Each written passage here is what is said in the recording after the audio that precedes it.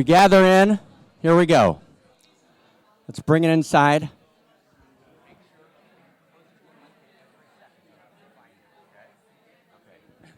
Gather it in.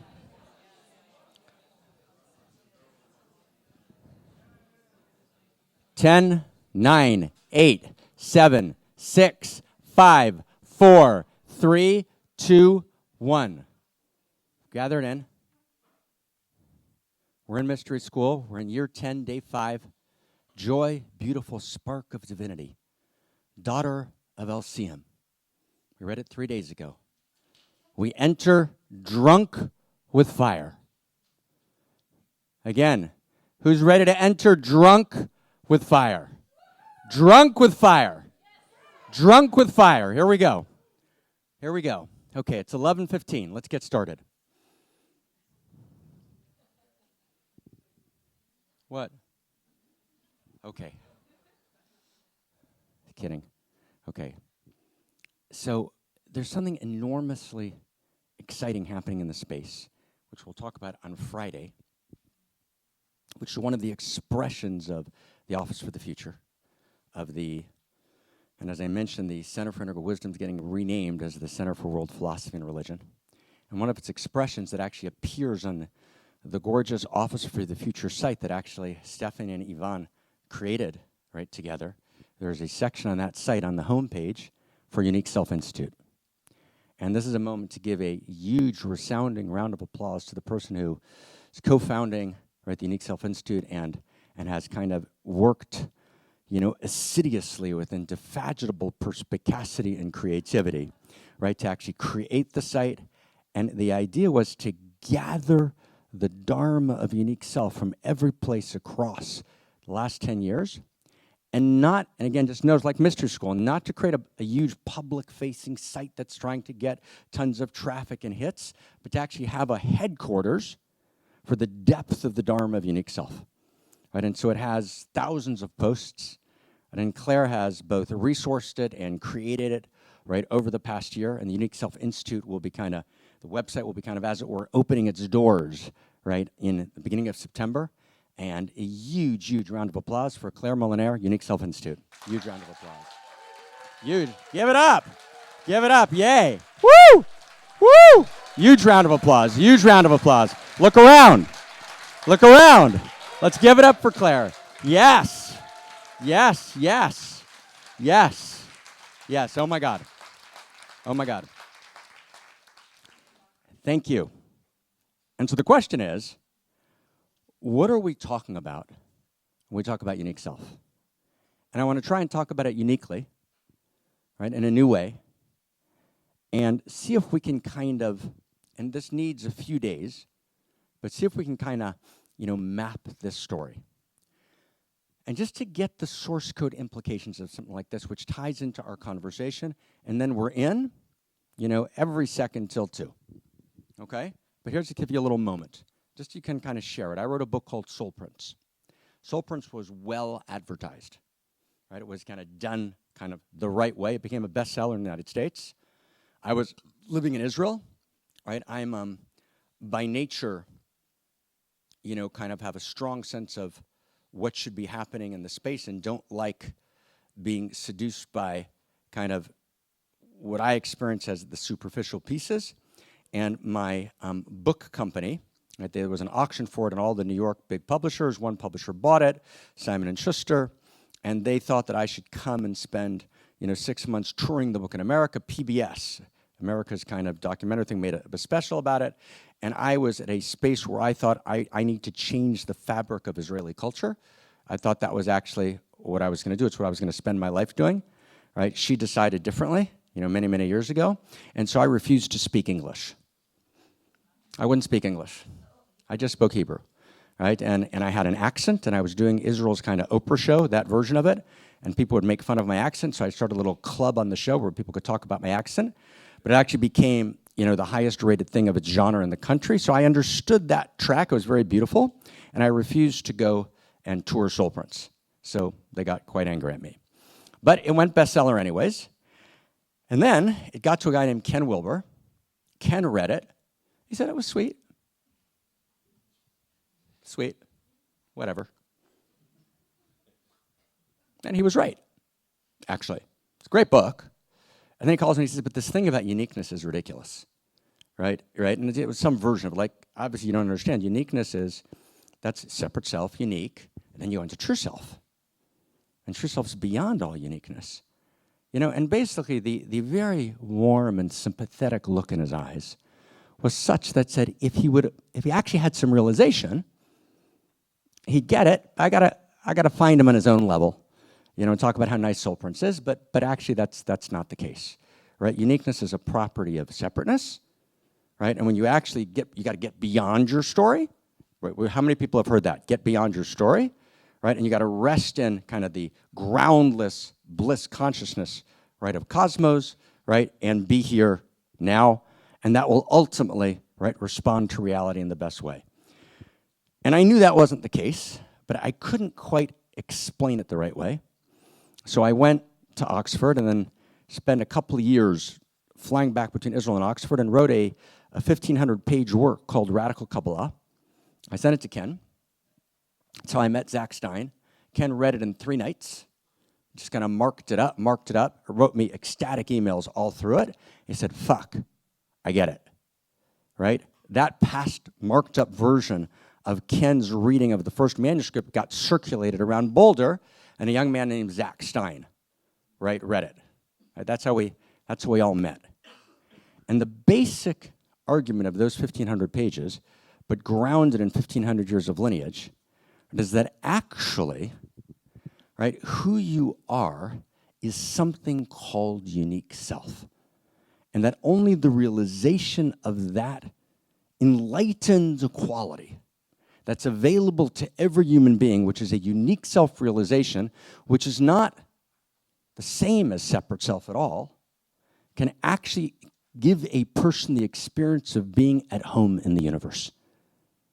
And that all of the therapy, which is important, and all of the processing, which is important, and all of the pharmacology that is sometimes important and sometimes not, won't actually give the person the core experience of being welcome in the universe, right? Of being actually the hero of my own life.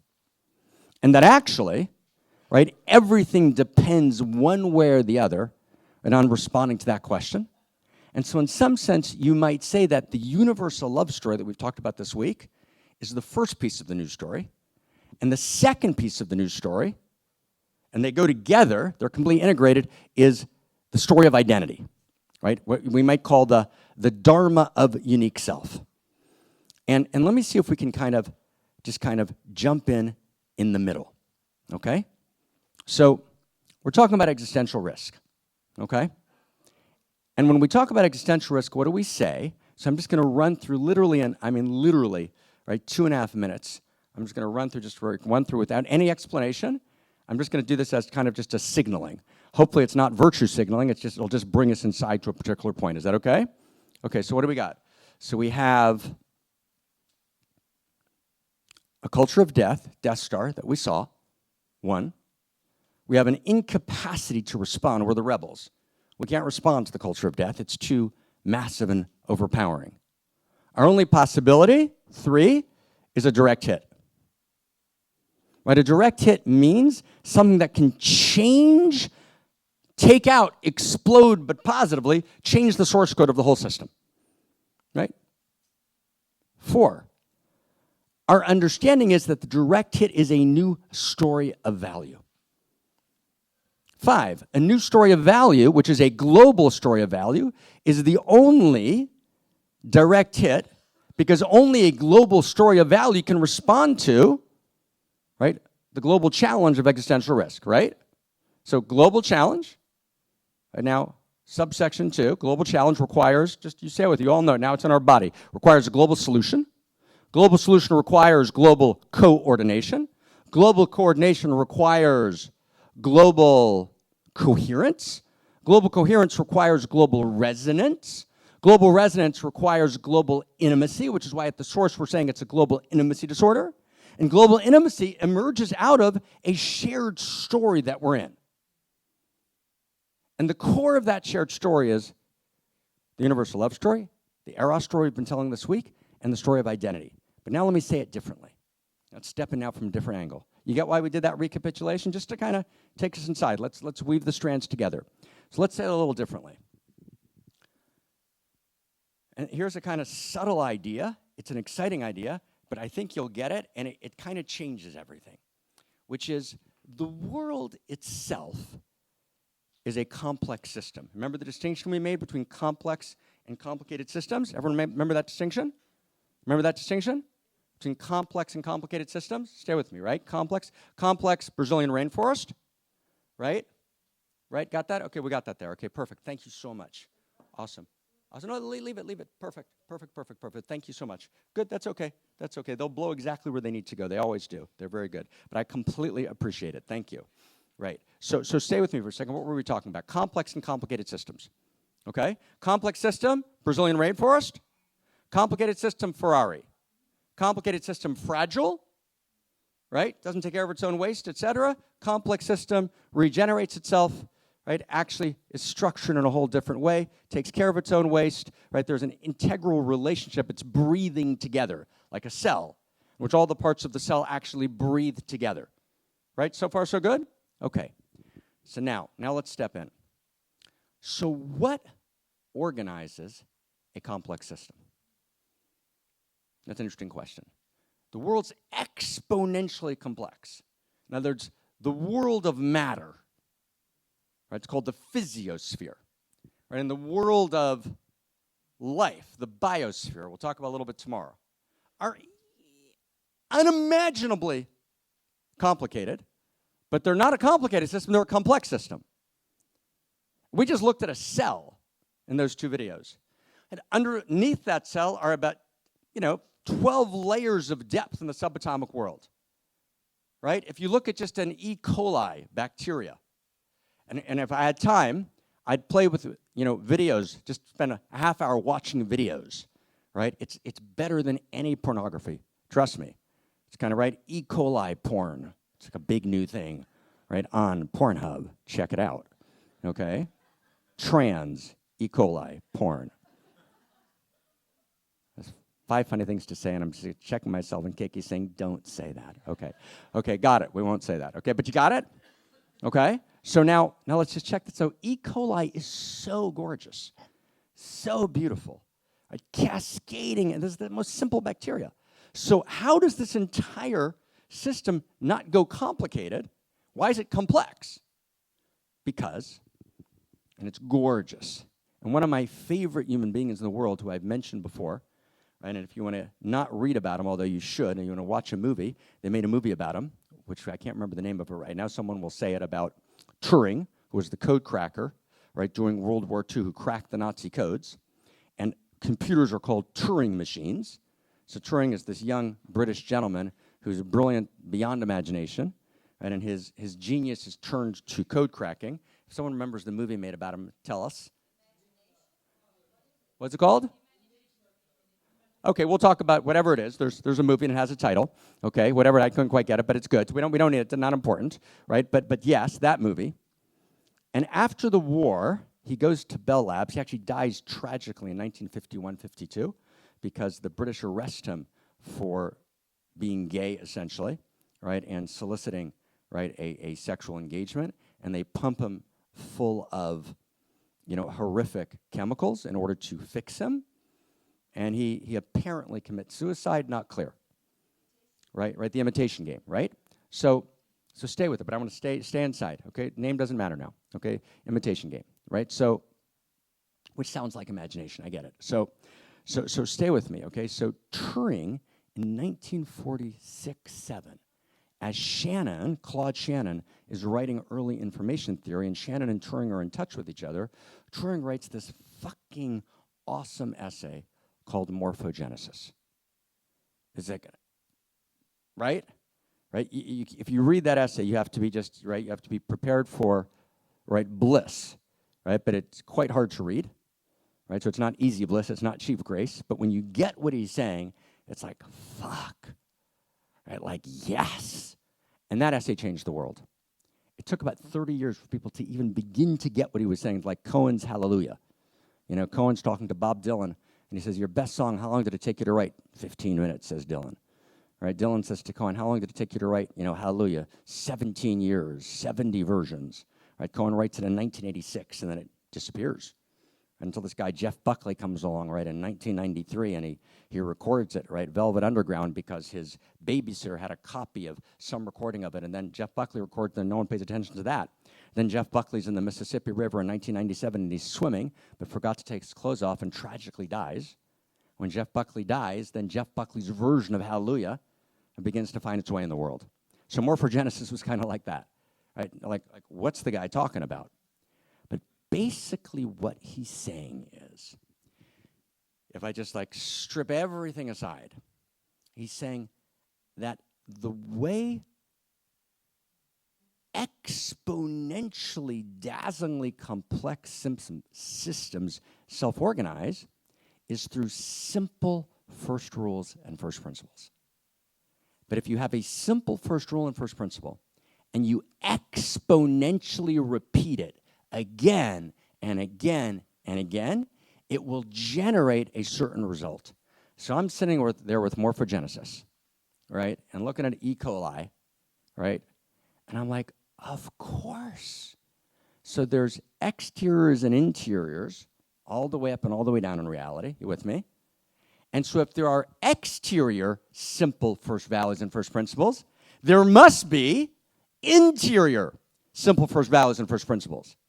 And if we want to actually change reality, we can't superimpose a change, right, from top down. We have to actually go into the source code itself. And that's what we started talking about, evolving the source code, meaning we actually can articulate intrinsic first principles and first values of reality. Now, we'll talk tomorrow about how we can even talk about value, because reality assumes there's no such thing as value. There are no intrinsic first values. Bracket that question for now, till tomorrow. For now, let's just say that if you have simple first principles and first values in the interior of reality, and those first principles and first values are encoded in a story of value, because no one watches documentaries. You get that sentence? Documentary, great drama movie. Which one do you really like watching more, just between us? Documentary, you want to get educated, but it's a great drama movie. We love stories, right? We think in stories, right? God loves stories. We'll talk about stories tomorrow. So you need not just first principles and first values, but you need a way in which they actually become part of the structure of reality. And actually, story itself is not a human creation. As we'll see tomorrow, story itself is a first principle and first value of reality.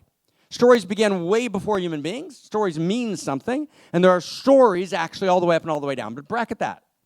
So we realize, to change reality, meaning, what are we looking at? We're looking at this exponentialized, complicated system of the world, which is generating existential risk. How do we change it?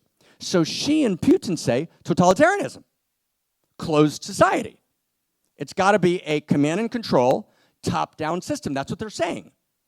That she says there's no other way to run China. Right? He's not. Right? He's actually quite a thoughtful man. And we're saying that there's an alternative to closed societies, and only that alternative can actually generate an open society. But an open society literally falls apart, as does the entire system, if there's not actually a set of simple first principles and first values that actually cohere an open society. Does that make sense? But look at the problem. But postmodernism is saying is there are no universal first principles. There are no universal first values. You get the problem? And so tomorrow we're going to solve that.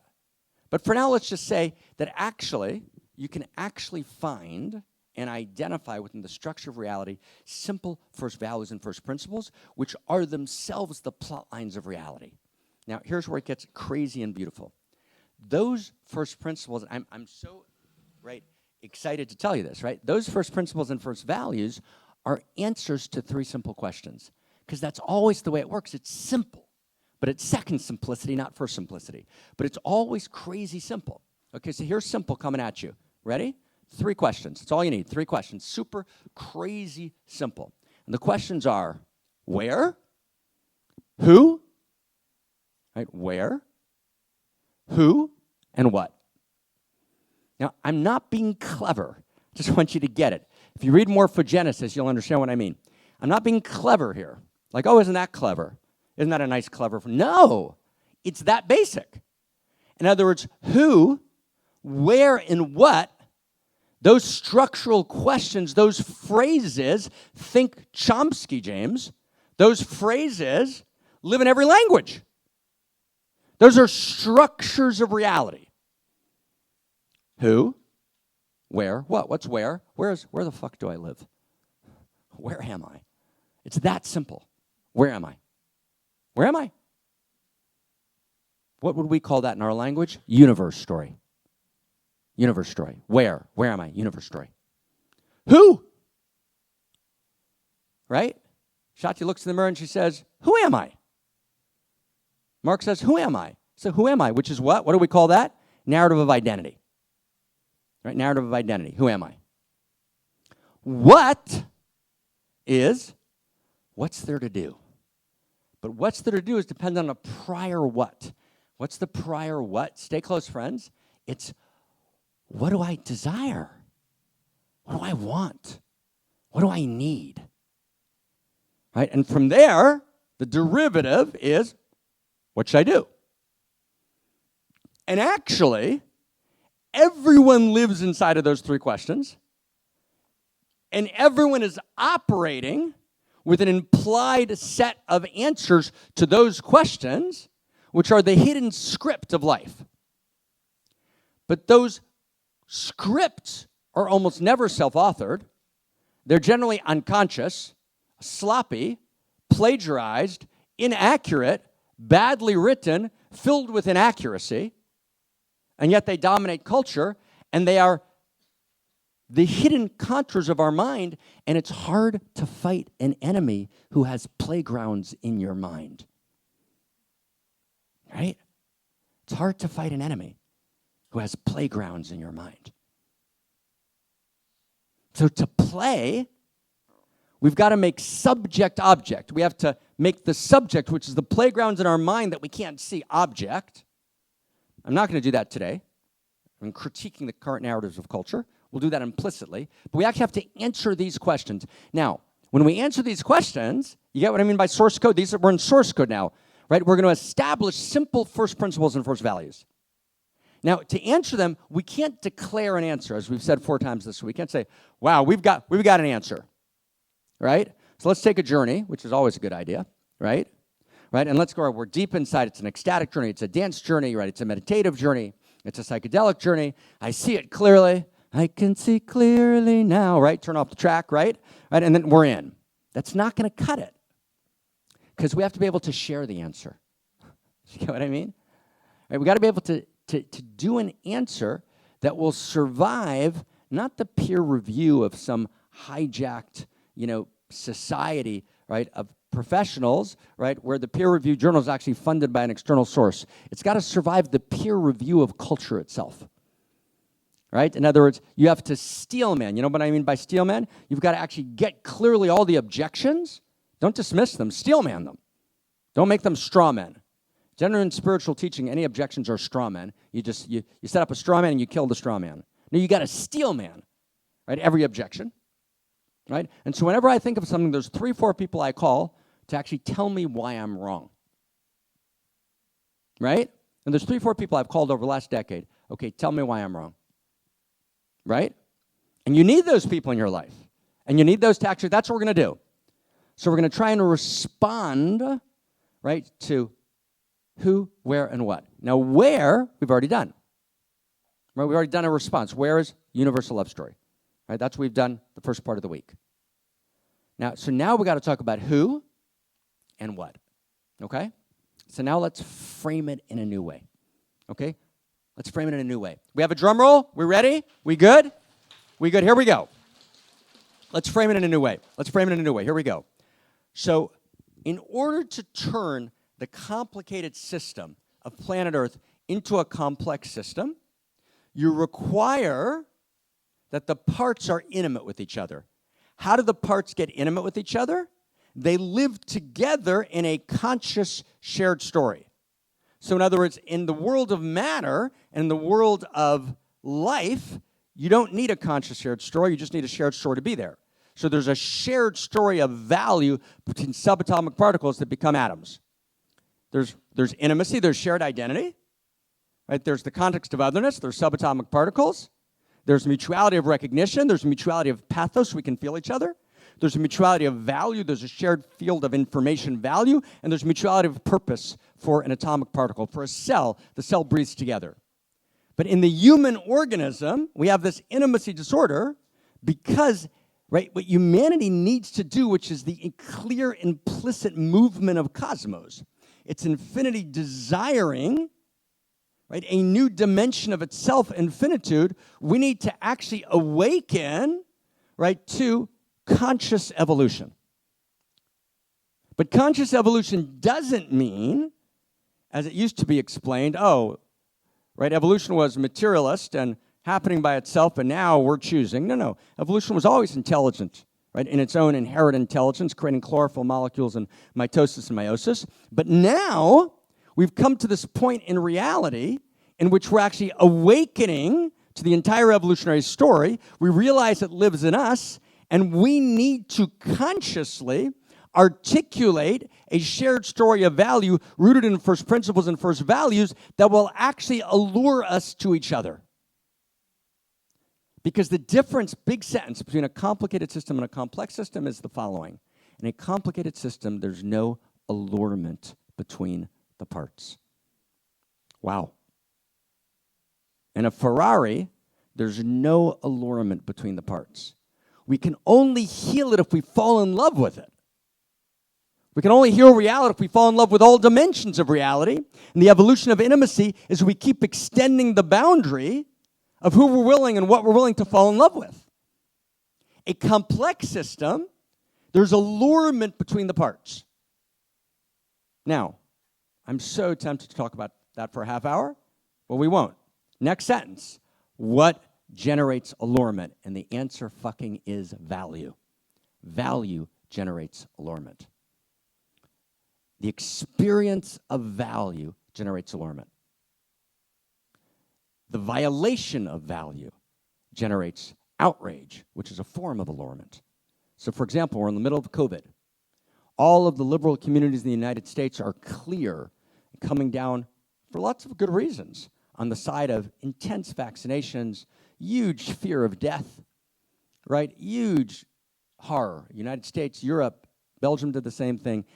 Holland didn't, maybe correctly, maybe not, different conversation. But in the United States, a guy named Derek Chauvin put his knee on the neck of a guy named George Floyd. Right? How many people remember that? And his knee stayed there for 9 fucking minutes. And George Floyd is calling for his mother.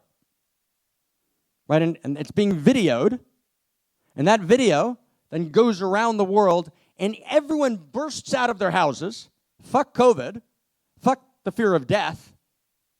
And there's this huge explosion of beautiful, sacred outrage, which turns into Black Lives Matter in the United States. Black Lives Matter, complex organization, complex conversation, but the impulse is clearly sacred. Why? Because we saw value being violated.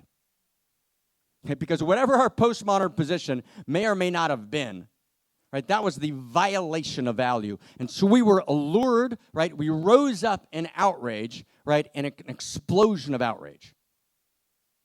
And of course, without first principles and first values, it can't get where it needs to go, so that's not our point. But our point is, when that value allures us, when there's no value, we're not allured. Value is Eros.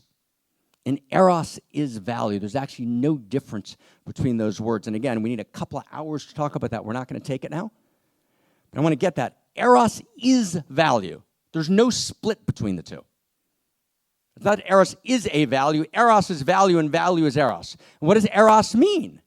Eros is the experience, we know this together, of radical aliveness, seeking, desiring, right? Because desire is incepted in the very core of cosmos, right? Desiring ever deeper contact and ever greater wholeness. Right? That's what Eros is. So Eros is already in relationship. Eros is in relationship with the other, right? And in that relationship, in that seeking, in that desiring of contact, that is the value of cosmos, right? Desire is value, desiring contact, separate parts becoming larger wholes. Those are all values of reality. So when we say God is fuck, what we mean is God equals reality, fuck equals Eros, reality is Eros, which really means reality is value. But God is fuck is a much more fun way to say it, okay? But you get the idea, right? Right? Reality is Eros means reality is value. Now let's see what happens, okay? Let's see what happens. So with that as our context, we can begin to answer and approach the question of who are you? Why? Because, let's go slow, because Eros, which is the structure of the story of the universe, because the universe is not merely a fact, the universe is a story, because it's not, finish it with me, it's not an ordinary story, it's a love story. It's not an ordinary love story, it's an evolutionary love story, it's an outrageous love story. So stories have plot lines. Fair sentence? And what I'm doing is I'm signaling here, I'm doing just in a couple of sentences, huge paragraphs. But stories have plot lines, is that fair? So if reality has a story, reality has a plot line. Fair? So we can actually know the plot lines of reality. Now, what do you think the plot lines of reality are? Stay close, stay close, stay close, stay close, stay close. You forget everything we did this week in terms of the metastructure, get this sentence. The plot lines of reality are the first values and first principles of reality. It's gorgeous. That's what Turing was reaching for in exteriors. Right? The plot line of reality is its first principles and first values. So now, what is reality reaching for? So again, we're going to do again a couple hours and a couple of minutes. So just to know the plot lines of reality, how do you find them? Well, you just look at what's happening. Read the play. So what's reality doing? Okay? And it makes the lights go out. Okay, so we'll stay close. It's like it's wild, right? It's wild. Okay, so we stay close, okay? So what's reality actually doing? So reality is moving from simplicity to complexity. And I've mentioned this before, and I remember sitting 2004 in Tuscany, talking to Irvin Laszlo, and I said, okay, so reality has a plot line. I explained that idea, because what's the plot line? He said, as a good systems theorist would, and Irvin wrote the great book on systems theory in 1972. It's the brilliant book, right? Right? He says, reality is moving from simplicity to complexity. Right, so just between us, how does that make you feel? I need more complexity in my life, right? I'm just like, we're just feeling in your body, right? Right, and Anna said it the other day, right? How does it feel, right? I got to stop thinking, got to feel it. How does that feel, right? So what's complexity? So let's go a little closer. So complexity means more interconnectivity. That fair? So reality is moving to more interconnectivity, okay? And more interconnectivity, right? That's an exterior. The interior of interconnectivity is intimacy, more and more intimacy. But to have more and more interconnectivity and more complexity, something else is happening. You have more and more creativity. That's true. More and more care. But there's something else happening. You have more and more uniqueness. And that's one of the major plot lines of reality, without which reality is inexplicable, is that reality itself, and it's one of the 7 plot lines of reality upon which all of them depend, and it's implicit in all of them, is reality is moving to more and more uniqueness. And you can actually tell the story of reality as the evolution of uniqueness. And in that sense, unique self is quite properly, right, the explosive climax, right, of the love story. Right? Unique self is not an aberration. It's not a contrived category. It's a description of the most evolved, stunning expression of the inherent plot line of the Amorous Cosmos of the universal love story. So what happened in Hebrew mysticism, in Buddhism, right, in Kashmir Shaivism is they got something wrong on the plot line. They got something right, clearly, but they clearly got something wrong for lots of cultural, socioeconomic, historical reasons, which again, we're not going to double click on now. So let's go slow for a second. Okay, now let's play.